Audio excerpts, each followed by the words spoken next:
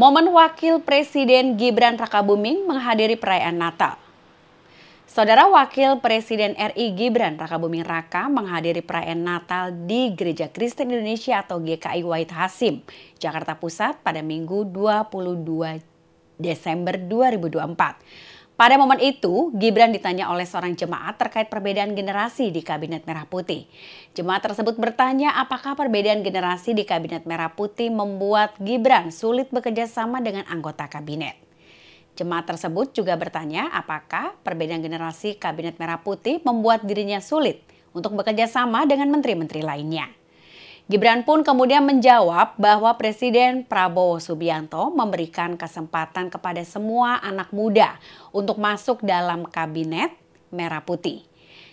Gibran juga menyebut dirinya tidak sulit untuk bekerja sama dengan Presiden Prabowo Subianto dan juga seluruh jajaran menteri di Kabinet Merah Putih.